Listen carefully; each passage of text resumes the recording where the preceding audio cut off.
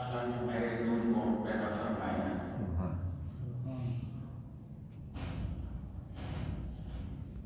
اور میں نے آپ کو بتایا تھا کہ آپ صلی اللہ علیہ وسلم کی جو حقیقت محمدیہ کہلاتی ہے، جوہر اللہ، وہ نور ہے جس کے بارے میں آپ نے سنا کہ آپ نے فرمایا سب سے پہلے کس چیز کو اللہ نے تخلیق کیا ہے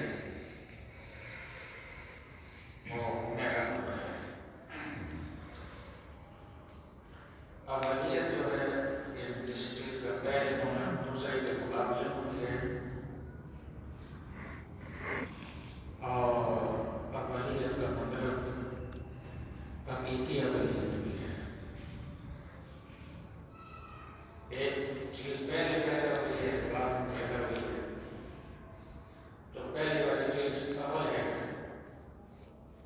حضور نبی پاک صلی اللہ علیہ وسلم کی صفات نبی اول ہے، اللہ کے صفات نبی اول ہے، آخر ہے، ظاہر ہے، باطن ہے۔ یہ خالق کی صفات ہیں اور نبی پاک صلی اللہ علیہ وسلم کی بھی یہ صفات ہے۔ فرق اولیت حقیقی کا ہے کہ اللہ کی ذات اول ہے،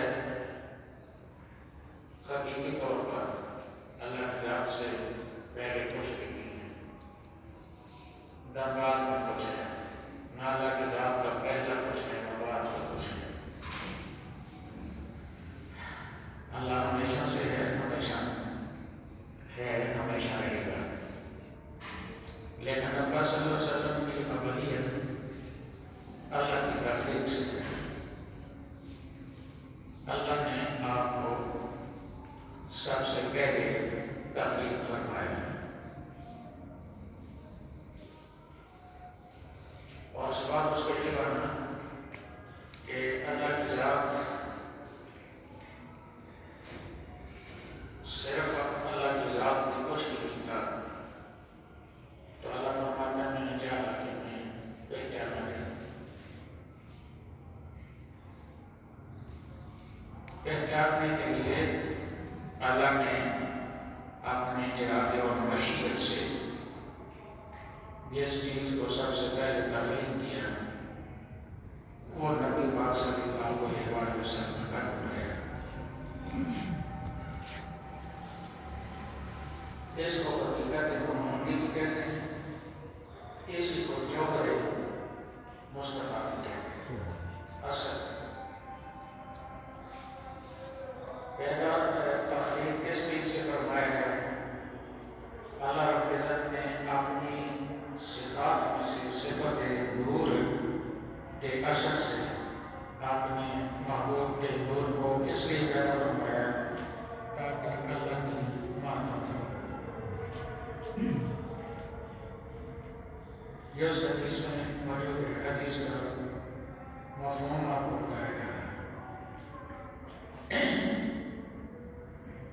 پھر ایک جتنا بھی وقت گزرا اس کا صحیح تعین کوئی بھی نہیں کر سکتا، کیونکہ تعین کرنے والا مشترک نہیں، نہ لوگ، نہ قلم، نہ چاند ستارے، نہ جنت، نہ جہنم، نہ زمین، نہ آسمان، کچھ بھی نہیں تھا۔ اللہ تعالیٰ نے اپنی صفت نور کے اثر سے اپنے حبیب کے جوہر کو، اصل کو، یعنی حقیقت محمدیہ کو اور نور کو پیدا فرمایا۔ پھر وہ نور کوئی نور تھا اور کچھ نہیں تھا۔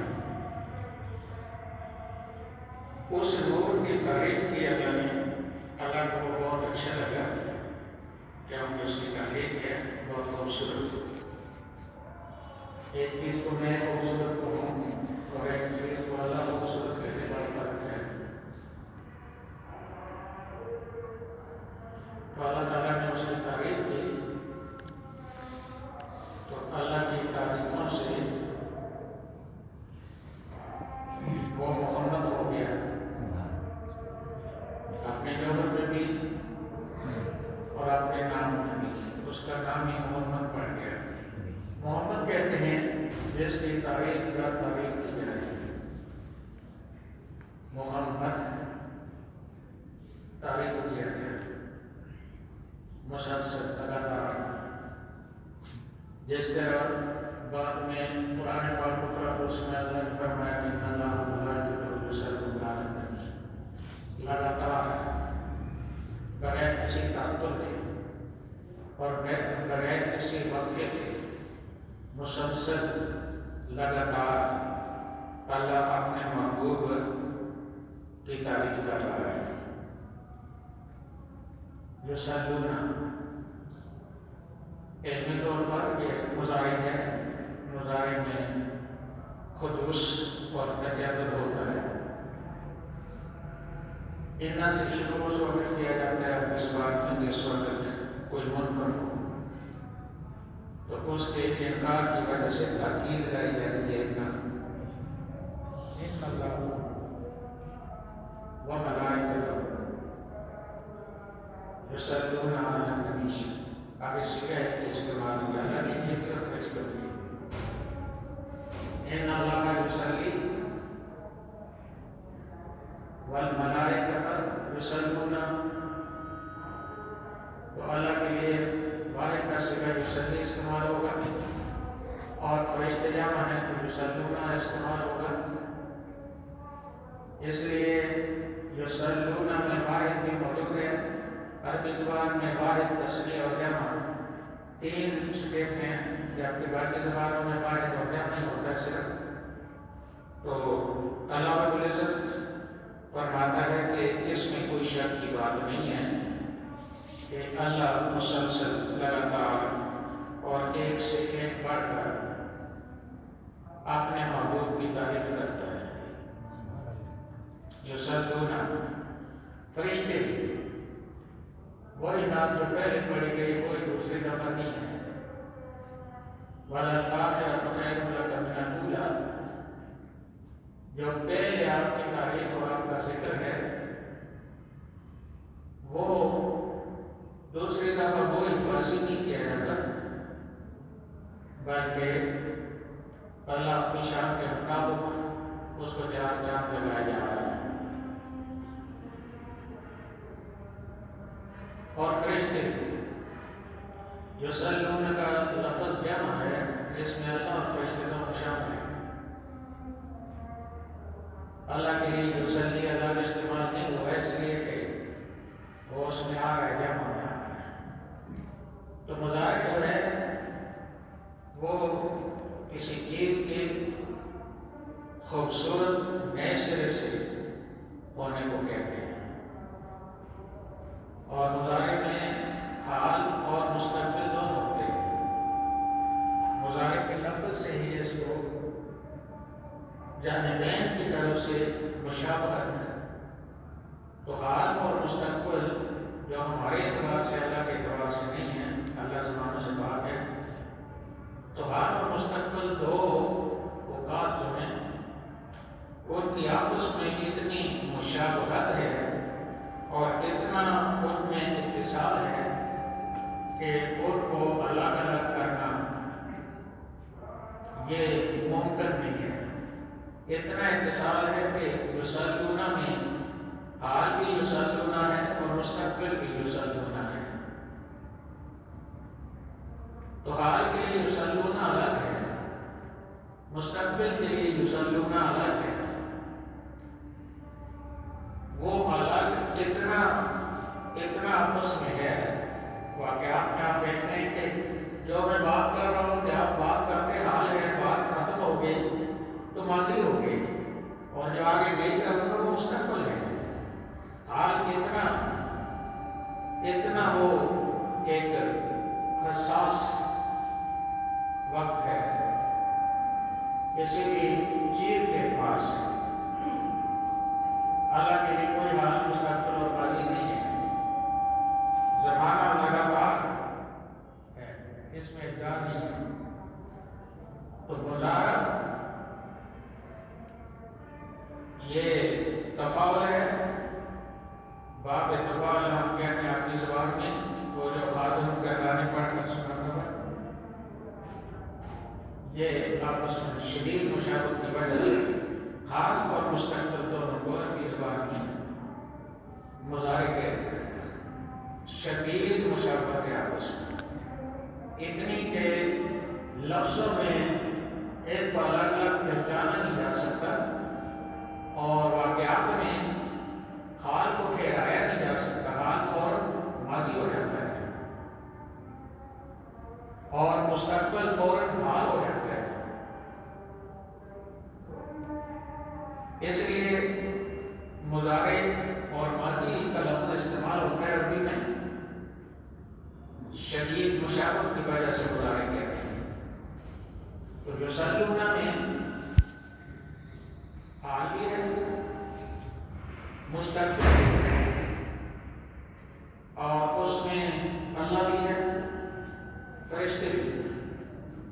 بزرگان دین نے لکھا کہ کون سے فرشتے اس میں شامل ہیں، کون سے، یہ ان کے ذوق کی بات ہے، لیکن ایک مسلمان کے لیے، عام مسلمان کے لیے اتنا سمجھنا کافی ہے کہ الف سے یا تک جتنے بھی اللہ نے فرشتے پیدا فرمائے ہیں یا پیدا فرما رہا ہے، وہ سب اس کے محبوب کے ذکر میں اس کے ساتھ شریک رہتے ہیں۔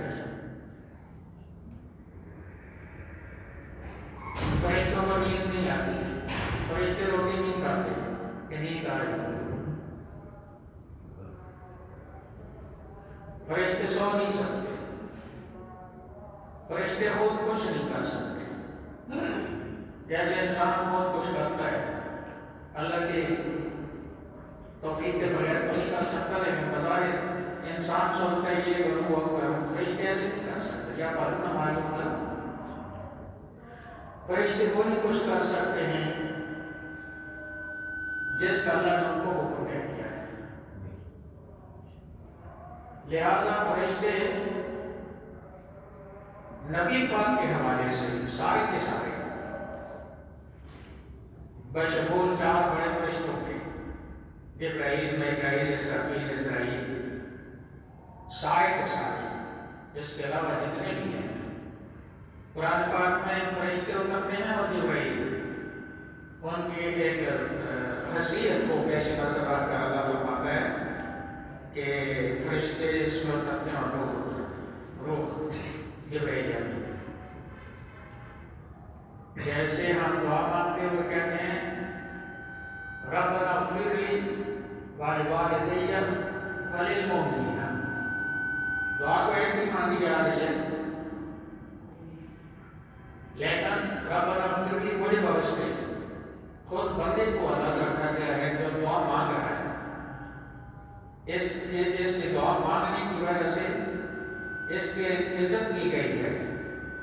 ربنا اغفر لی ولوالدی، اس کے والدین جو دعائے مغفرت اپنے لیے مانگ رہا ہے، اس کے والدین کو اس کی وجہ سے اعزاز ملا ہے، اور اس کے والدین ہونے کی وجہ سے وہ باقی سارے قوموں سے الگ ہیں۔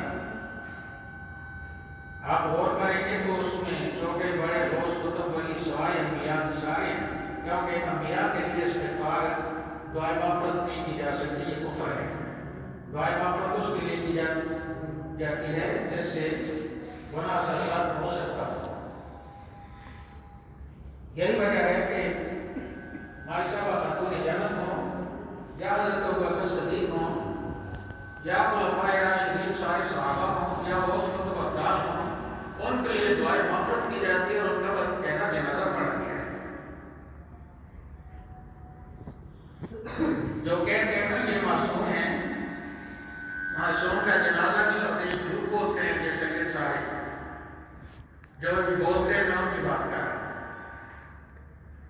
یہ بیٹے میں کچھ ہیں بیچارے کسی کی بددعا لگی ہوئی ہے، اور ایک تو بیٹیاں میں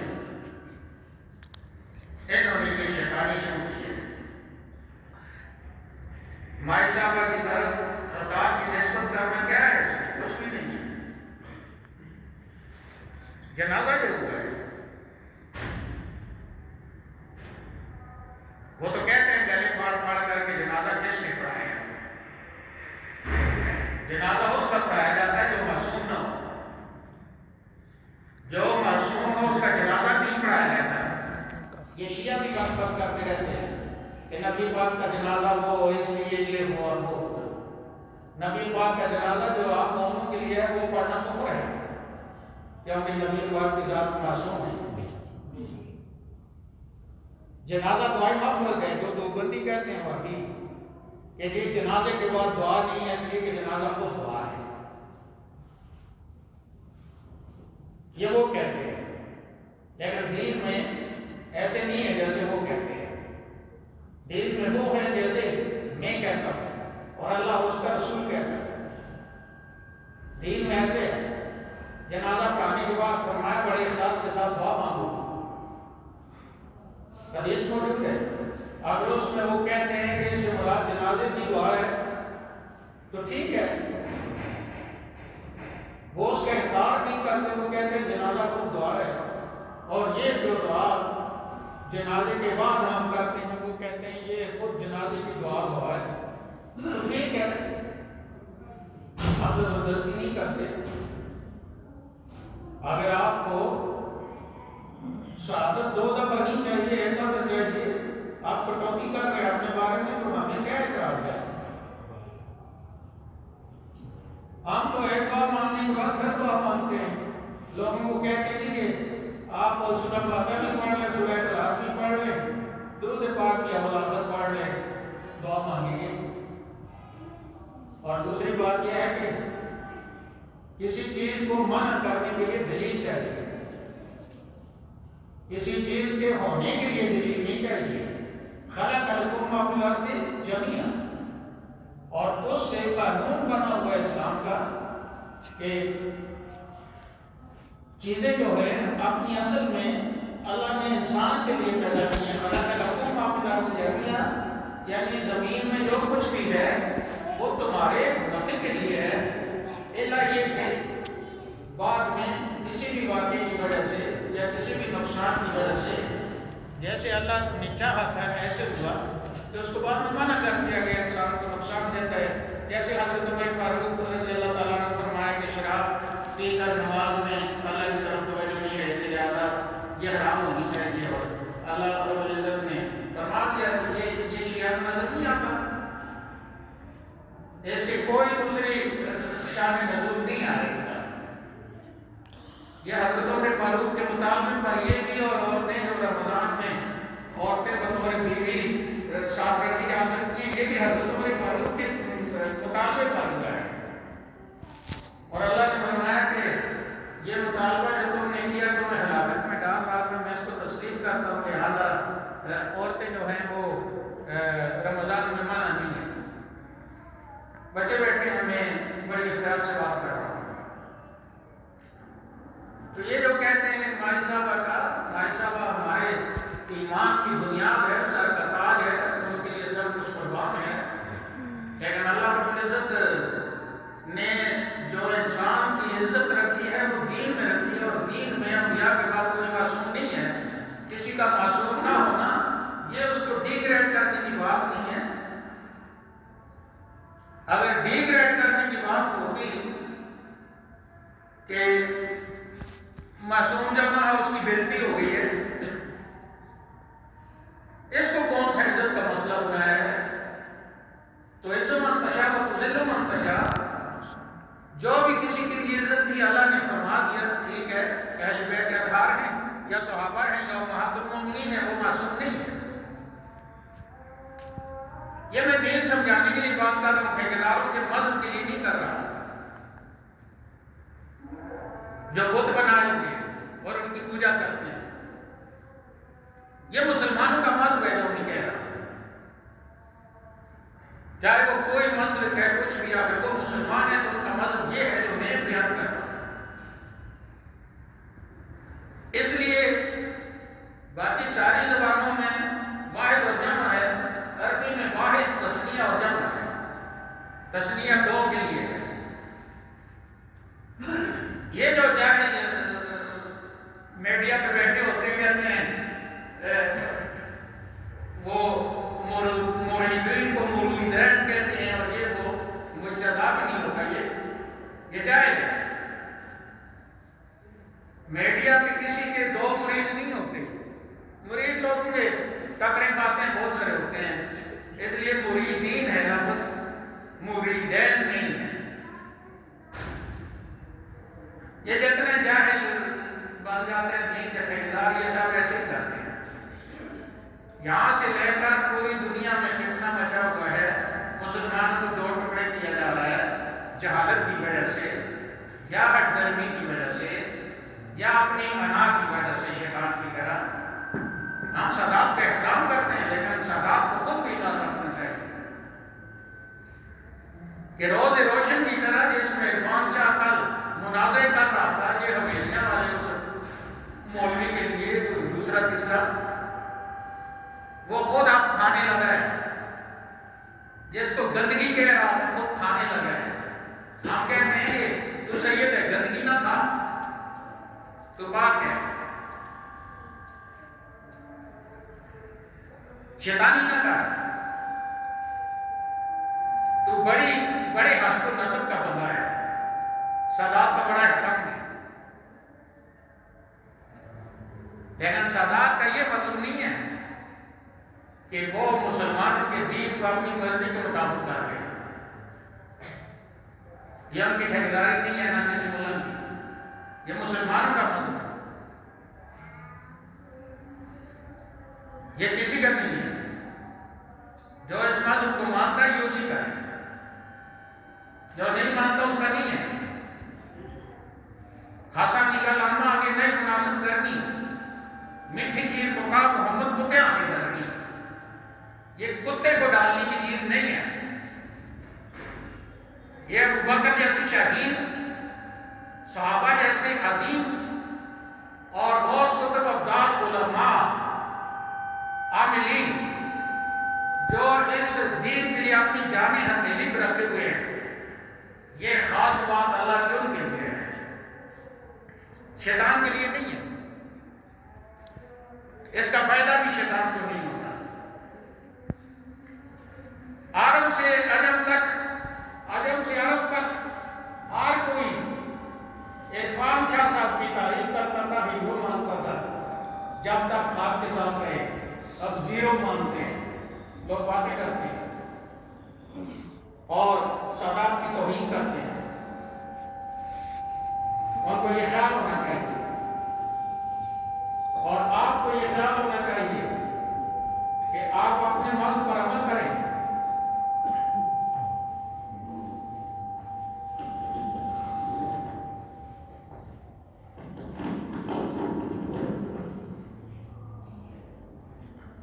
اس لیے میلاد کا کبھی بھی یہ مطلب نہیں ہے کہ اون پٹن کیا، ٹکڑے شکڑے ڈالے اور یہ کیا وہ کیا اور یہ سمجھے کہ بخشے گئے۔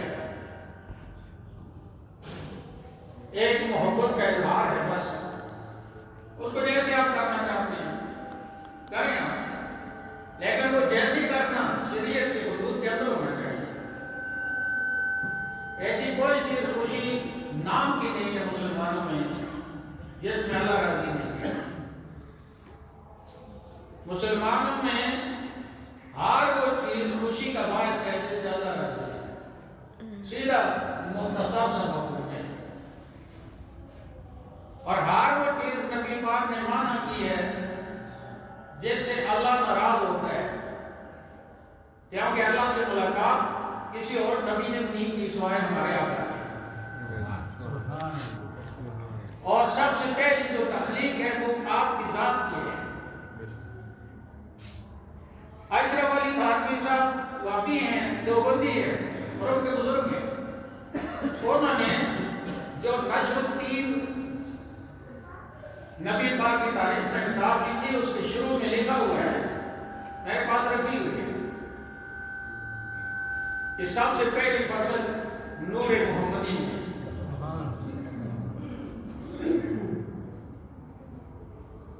تو وہ کہتے ہیں کہ میں نے کیوں لکھی ہے کتاب لکھنے کی وجہ کیا ہے؟ یہ دیوبند مدرسہ یو پی میں تھانہ بھون کے علاقے میں ہے، اور بریلی والا مدرسہ اس سے قریب ہی ہے، کوئی اتنا دور نہیں، دونوں یو پی میں ہے۔ تو ایک طاعون کی بیماری پھیلی تھانہ بھون کے علاقے میں، تو میں نے سوچا کہ آپ تو اللہ اللہ کرنے سے بھی نہ بچے، قرآن خوانی سے بھی نہ بچے، نمازوں سے دعاؤں سے بھی نہ بچے، بچنے کا ایک ہی طریقہ ہے کہ اللہ کے پیارے حبیب کا ذکر کیا جائے۔ سبحان اللہ۔ اور یہ سچ بات ہے کہ جس وقت قرآن پاک کے ختم سے مسئلہ حل نہ ہو، مصیبت نہ ٹلے، کسی صورت میں اور نہ ہو، تو پھر دیوبندی بھی، وہابی بھی اور ہم بھی، ہمارے پاس ایک چیز ہے جس کے بعد اللہ مان جاتا ہے، اور وہ ہے بخاری شریف کا ختم۔ لیکن بخاری تجرید کے ساتھ نہیں کہ سندات کو جو ذکر ہے صحابہ کا اور باقی سعادت مند لوگوں کا جن کے ذریعے سے حدیث جس کو سند کہتے ہیں ہم تک پہنچی ہے، وہ سارے بندوں کے نام ساتھ پڑھیں گے۔ نام نہیں پڑھیں گے تو پھر بھی مشکل حال نہیں ہوگی۔ یہ ایک مسلمہ چیز ہے، اس میں کوئی سنی باتیں نہیں ہے۔ پوری بخاری پڑھنی پڑے گی، اس کو ہم ترجمہ الباب کہتے ہیں، جو بخاری کی اصل احادیث میں نہیں ہے۔ وہ امام بخاری نے ویسی ترجمہ الباب ہیڈنگ کے طور پہ استعمال کیا ہے، ان کو بھی پڑھنا پڑے گا۔ جو امام بخاری نے جو کچھ بھی لکھا الف سے لے کر یا تک سب پڑھیں گے تو مصیبت ٹل جائے گی۔ یہ عرفان شاہ صاحب کے والد صاحب جلال الدین شاہ صاحب رحمۃ اللہ تعالی علیہ جب بیمار تھے تو حزب اللہ ناف میں بخاری شریف کا ختم ہوا، تو وہ ایک سپارہ بخاری کا، اس کے بھی 30 پارے ہیں، میں نے پڑھا۔ تو بخاری شریف کا ختم یعنی اس میں جتنے روات ہیں، راوی ہیں، سند ہے اور ترجمہ الباب کی حدیث ہیں یا آیات ہیں، یہ بخاری شریف کے کل کائنات ہے۔ بخاری شریف کی حدیثیں تھوڑی سی ہیں، یہ چیزیں مل کر اتنی موٹی کتاب ہے، وہ ساری الف سے یا تک پڑھیں گے تو اللہ مانے گا، نہیں تو آپ کہیں گے یہ سند ضروری نہیں ہے۔ جو آدمی لے کر آیا اس کا احترام بھی بڑا ضروری ہے۔ نبی نے آ کر ہمیں اللہ کی طرف سے سعادت مندی اور کامیابی کا پیغام پہنچایا، اس لیے نبی کو نظر انداز نہیں کیا جا سکتا۔ پہلے نبی کا شکریہ ادا کرنا ہوگا، اس کے بعد جو نبی عطا فرماتے ہیں وہ لینا ہوگا۔ حلالیوں کا یہی طریقہ ہے۔ حرامی جو ہے وہ نبی کے ہاتھ سے لے کر کہتا بس ٹھیک ہے جاؤ۔ یہ ادب اور بے ادب نہیں، یہ بات ہے کہ نبی ایک میسنجر ہے، بس آیا پیغام دیا بس نبی بیکار ہو گیا۔ ہم کہتے ہیں نہیں، ایسے نہیں ہے۔ اگر پیغام بھی نبی کے تھرو ہمیں دیا اللہ نے تو ساجد ماجد کو نہیں دیا، اور نبی کے خود مقبول دربار باری تعالیٰ میں ہونے کی وجہ سے نبی کو یہ تحفہ دیا ہے، یہ شیطان کو نہیں دیا۔ یہ نبی کو خوش کرنے کے لیے اللہ نے نبی کو دین دیا ہے۔ وَلَسَوْفَ يُعْطِيكَ رَبُّكَ فَتَرْضَىٰ موجود ہے۔ اس لیے نبی جو کچھ لے کر آیا ہے، پہلے ہم نبی کے ہاتھ چومیں گے، پاؤں چومیں گے، سر پہ بٹھائیں گے اور یہ کہیں گے کہ جو احسان آپ کا ہے اس کے لیے ہم اپنا سب کچھ قربان کریں گے۔ یہ ہے ناموس مصطفیٰ۔ اس کے بعد جو چیز، جو پیغام اللہ کا آپ نے ہمیں دیا ہے، آپ کے کہنے پر، ہم نے تو اللہ کو نہیں دیکھا، آپ جیسے سچے اور سچے کے کہنے پر ہم اس میں ذرا شک نہیں کر سکتے۔ اور اللہ نے اپنی کتاب میں فرمایا محبوب ان کو کہہ دو کہ تم جو آج میں تمہیں کہتا ہوں اللہ وحدہ لا شریک ہے یا دین کی بات کرتا ہے، وہ آج یہ شک شبے کا اظہار کرتے ہیں۔ میں تم میں 40 سال رہا ہوں، 40 سال۔ اگر میں نے 40 سال میں جھوٹ نہیں بولا اور امانت میں خیانت نہیں کی تو آج میں کیا کروں گا؟ یہ ولادت بیان کرنا ہے، اور اس بڑے مقصد کے رسولیت کے لیے بیان کرنا ہے. جو یہ بیان نہیں کرتا اس کا ایمان اللہ قبول بھی نہیں کرتا. اور یہ جو بیان نہیں کرتا ولادت سے لے کر بعثت تک اور تخلیق سے لے کر ولادت تک، یہ جو بڑے دلچسپی کے ساتھ بڑی محبت کے ساتھ بیان نہیں کرتا، اس کو ایمان نہیں ملتا. ایمان اللہ اس کو دیتا ہے جو اپنے نبی کی ہر شے کو اپنے لیے ہر شے سے اوپر سمجھتا ہے. چاہے نبی کی نجی زندگی ہے، چاہے نبی کے ساتھ جیسا بھی تعلق کسی کا ہے، اس تعلق کی وجہ سے اس کا بھی احترام کرنا اور اس کا خیال رکھنا، یہ ایمان ہے. اس لیے اگر کوئی تبت کتاب الہام اس لیے پڑھتا ہے کہ یہ نبی پاک کا چاچا ہے، اس لیے میں اس کی مذمت کر رہا ہوں، تو ایمان ختم ہو جاتا ہے. حالانکہ وہ دشمن ہے، لیکن چاچا کہہ کر یہ سورت پڑھنے کی اجازت نہیں ہے. چونکہ آپ کا چاچا ہے لہذا میں یہ پڑھوں، یہ اجازت نہیں ہے. دشمن ہے یا قرآن کی سورت ہے پڑھیں آپ، ہر حرف پر 10 نیکیاں ملتی ہیں، لیکن اس میں یہ رکھا ہو بغض کہ چونکہ نبی کا چاچا ہے تو یہ عبداللہ بن ابی ہے. یہ سوچ کا فرق ہے. ابو بکر کا اور عبداللہ بن ابی کا سوچ کا فرق ہے. یہ سوچ ایمان ہے، یہ سوچ ایمان ہے، اور یہ سوچ نفاق ہے. چاچا سمجھ کر پڑھا یہ نفاق ہے، اور اللہ کا کلام سمجھ کر پڑھا اور نبی پاک کا دشمن سمجھ کر پڑھا اور نبی پاک کی حمایت میں پڑھا اور نبی پاک کی عزت اور ناموس کے پیارے پر پڑھا، تو یہ ایمان ہے. اس لیے دونوں ساتھ کھڑے ہوتے تھے، نبی پاک کے پیچھے دونوں اکٹھے نماز پڑھتے. لیکن بخاری شریف کی حدیث میں یہ موجود ہے کہ لوگ ایسے اوپر کریں گے جیسے ٹوپی پکڑ کر کرتے ہیں کہ گر نہ جائے. ایسے جنت میں جا کر اوپر دیکھیں گے، چمکتے دمکتے 2 ستارے نظر آئیں گے. لوگ پوچھیں گے یہ کس کا مقام ہے؟ تو جواب آئے گا ابو بکر عمر کا مقام ہے. یہاں دکاندار بنی ہے، بیٹھے دکانداری کرنے کے لیے. اس سوچ کی وجہ سے وہ مقام ہے. اور دوسرے کی یہ سوچ کہ چاچا اس لیے پڑھتا ہوں، تو اس کا مقام اللہ نے حدیث تک نہیں چھوڑا. وحی جلی کے اندر جو قرآن وحی جلی ہے اس کے اندر فرمایا ان المنافقین فی الدرک الاسفل من النار، 7 درجے ہیں جہنم کے. یہودی، عیسائی، کافر، مشرک سارے اوپر.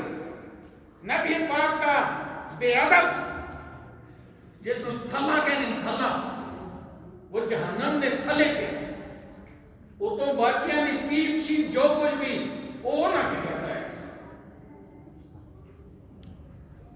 اس لیے یہ بچوں کا کھیل نہیں ہے. جو بھی آیا ڈگڈگی بجائی، چند مسلمانوں کو جمع کیا، ان کا دین ایمان بھی خراب کیا اور بڑا ٹھیکیدار بنا. اشرف علی تھانوی صاحب وہ ابھی ہونے کے باوجود وہ کہتے ہیں کہ اس کے بغیر آپ نہیں بچ سکتے اللہ کے عذاب سے. اور وہ جاہل آدمی نہیں، عالم آدمی ہے.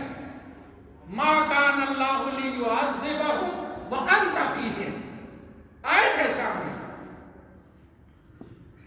کہ جب تک نبی پاک کا نام کسی میں موجود ہے محبت کے ساتھ، اللہ فرماتا ہے مجھے اچھا ہی نہیں لگتا تمہیں عذاب دے دوں. اور شان نزول آیت کا کیا ہے؟ یہودیوں نے کہا کہ اگر تو سچا نبی ہے تو کیا اللہ سے ہم پر پتھر برسائے. اللہ نے بغیر کسی توقف کے فوری طور پر وحی کر دی. قرآن کی آیت آئی کہ جب تک آپ ان میں ہیں میں ان کو عذاب نہیں ہوگا. سبحان اللہ. یہودی کہاں تھے؟ مدینہ منورہ میں تھے، فلسطین میں تھے، کہیں بھی تھے، آج بھی ہیں. عذاب آیا، پتھر برسے. اگر پتھر نہیں برسے تو ملا بھی کان کھول کر سن لے اور آپ بھی کہ اگر پتھر بھی نہیں برسے، کسی جگہ میں بھی پتھر برسنے والے سارے گناہ ہوتے ہیں، نہیں برسے، انت فیہم، یو آر ان دیز، آپ ان میں موجود ہیں۔ اور قرآن کی آیت ہے مومنوں کے حوالے سے کہ النبی اولیٰ بالمؤمنین من انفسہم، نبی مومنوں کی جانوں سے زیادہ ان کے جان کس کو کہتے ہیں؟ جان ہے تو جہان ہے، وہ روح نکل جاتی ہے تو کہتے ہیں مردہ ہے۔ جان یہ روح ہے، اس روح سے پہلے اللہ فرماتا ہے میرا محبوب مومن کے قریب ہے، اس روح سے پہلے مومن ہے۔ اور جو کہتے ہیں ہم مومن ہیں وہ بھی سن لیں، ساتھ ہی فرمایا وَأَزْوَاجُهُ أُمَّهَاتُهُمْ، اور نبی کی بیویاں مومنوں کی مائیں ہیں۔ جی نبی کی بیویوں کے بارے میں چور اور پھر کہنا میں مومن ہوں، یہ مومن تمہاری اپنی منہ کی بات ہے۔ جو اللہ جس کو مومن قرار دیا ہے وہ ہے جو نبی کو اپنی جان سے قریب یقین کرتا ہے، اور نبی کی ہر بیوی اس کی ایمان کی اصل ہے، جہاں کی اصل کو کہتے ہیں، جڑ کو کہتے ہیں۔ اور جو نبی کی بیویاں مومنوں کی مائیں ہیں وہ ان کے ایمان کی جڑ ہے۔ اس لیے یہ دکانداری برطانیہ میں ہو رہی ہے، ہر جگہ ہو رہی ہے۔ کوئی کہتا ہے ولادت میں انڈے دیتے ہیں، کیوں میں دیتے ہیں جی؟ کوئی کہتا ہے شرک ہے، کیوں شرک ہے جی؟ لم یلد ولم یولد، تو قرآن میں لکھا ہوا ہے کہ اللہ کی ولادت نہیں بنائی جاتی، جو بنائے گا کافر ہے،